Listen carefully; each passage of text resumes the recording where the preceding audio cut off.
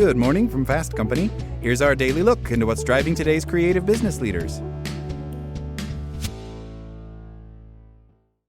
What's wrong with saying, "I hope you are well," in work emails? Here's how to start your messages instead. What's wrong with saying, "I hope you are well," in work emails? How often do our workplace communications open with, "I hope you are well," or "I trust you are doing fine"? These wellness checks reflect the fact that everybody has become more conscious of the need to be kind to others. That's a good thing. Our workplace has become a setting where the best bosses and colleagues take pride in showing sensitivity to the emotional and physical well-being of others. And for these reasons, beginning a letter or a conversation with "I hope you are well" has some merit. But even if it reflects the best intentions, this opening should be abandoned. Here's why, and some suggested replacements. Why to stop saying "I hope you are well" in emails? "I hope you are well" is not a prohibited email opener by any means, but here are some reasons why you want to consider starting your message a different way. Number one, it's cliche. First, this opening is overly general. Of course, you want to begin an email or conversation with something that warms up the relationship. I call this the grabber. But people who use "I hope you are well" or a similar phrase are simply making a pro forma statement that could be made by anyone. The words sound good, but have no deeper personal or individual meaning. Number two, it sounds unprofessional. Second, beginning an email or phone call with "I hope you are well" can make you sound unprofessional.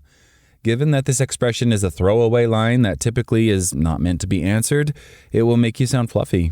It smacks of filler, of saying something that you've heard others say, and you're just repeating it because it sounds good. It's a bit like saying "how's it going" or "what's up." These are oft repeated, empty expressions. Platitudes can weaken your impact because they are empty of meaning. You don't want to come across as a person who has nothing to say and therefore begins emails and conversations with boilerplate text. Number three, it creates confusion. Third, beginning with "I hope you are well" can create confusion for the recipient, who may wonder how to respond. Should they address the comment or let it go? For example, when an email begins with this expression, possible answers run through the recipient's mind, including "I'm well," or "I'm having a great week," or "life has been good." They might even consider getting more specific, but if they're grappling with a problem, should they spill all? Here is where the confusion sets in. Should the respondent not address the query at all? Answer only in the positive, or go deeper and explain that they are wrestling with a problem at work or at home? People justifiably get confused about how to respond. Number four, it can lead to a digression. An email or conversation launched with "I hope all is well with you" can get the discussion off course. Your recipient may respond with details of what's happening in their life, which can be fine or even nice, but you may also find yourself having to respond to a narrative you hadn't planned on. With an especially talkative individual, you might get a response like, "Yes, I've been well. In fact, let me tell you where we went on a recent holiday." Your listener has been waiting for a chance to tell you or anyone else about their recent vacation, what cities they saw, and what they liked about each one. Your statement becomes an invitation to share a personal narrative that may get you and them off track. And five, it may sound empty. Saying "I hope you are well" might also sound empty or even heartless to someone who has actually been going through an especially hard time. It may strike the recipient as toxic positivity insofar as the speaker is using a quick brushstroke to gloss over something much more profound. It may not be an intentional dig, but it's still a poor way of introducing the subject of the recipient's emotional state. The query will ring hollow with any recipient who is dealing with something serious. Now, here are 6 alternatives to "I hope you are well." Number one, with something specific and sincere. "I hope you're well" can sound overly vague. So instead, ask yourself what you can say to show that you do care about the person you are writing to or talking with. You might begin, "You've been on my mind lately," and then explain why. Or say, "We were so enthralled with the event you hosted last month." In short, think about something in your relationship with your recipient to draw out. If it's a new contact, show you've done your research and say something positive about that person. For example, "I'm so impressed with your HR organization," or "I am looking forward to meeting you and being part of your product launch." Being specific gets the relationship off on good footing. Number two, "We met at," or another reminder.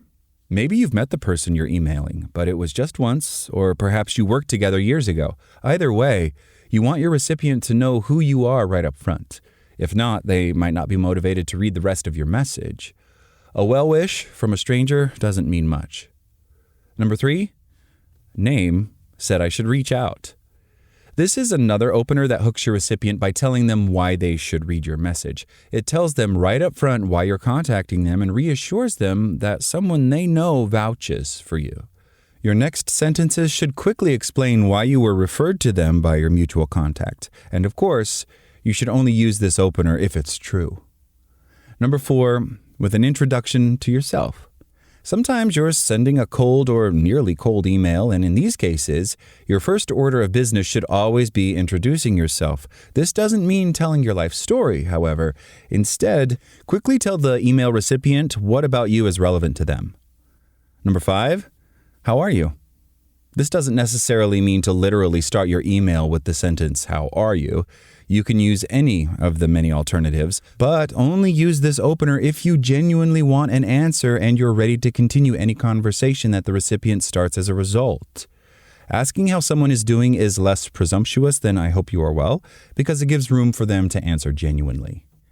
And 6, nothing. Not every email needs a dedicated opener. Particularly if you're emailing someone you work with a lot or have other conversations going with, you can just cut to the point. If you're slacking your supervisor every day, for example, there's no reason to start an email with pleasantries. Instead, you can just keep your email brief and to the point. That's all today from Fast Company. Talk to you tomorrow.